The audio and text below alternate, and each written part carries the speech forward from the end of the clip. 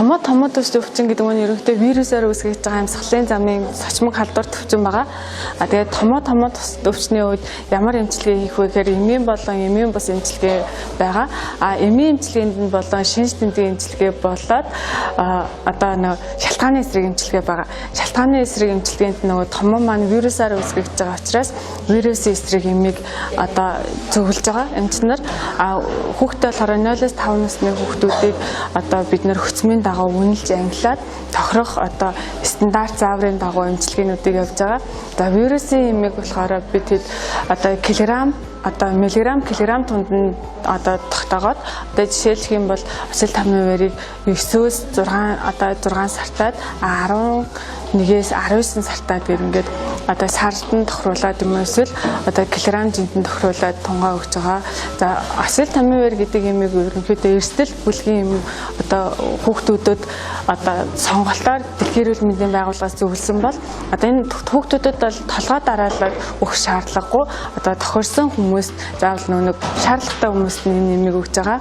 Өхтөө болохоор жишээлбэл одоо 15 кг жинтэй хүүхэд байлаа гэхэд одоо тэрийг одоо нэг удаагийн тунд 15 мг-ыг багаан килограмм жинтэн тохируулаад одоо өдөрт 1-ээс 2 удаа өгнө. Наснаас нь тохируулаад болохоор өдөрт 1 удаа өгж болно. Энийг зөвхөн эмчийн зааврын дагуу хэрэглэдэг. Шинж тэмдгийн эмчилгээ бол халуун бууруулах эмчилгээнүүд байгаа. Халуун бууруулахад нь одоо хөцмөр болоод дэлхийн эрүүл мэндийн байгууллагаас халуун бууруулахаар парацетамол гэдэг юмыг зөвлөж байгаа. Парацетамол юм нь болохоор маш олон нэршлэрээ байдаг. Ерөнхий нэршил нь болохоор парадин гэмүү парацетамол байдаг бол бусад нэршил нь панадол, миксагрип, миксафлу, золтрафлу ч юм уу тийм олон нэршилтэй байдаг.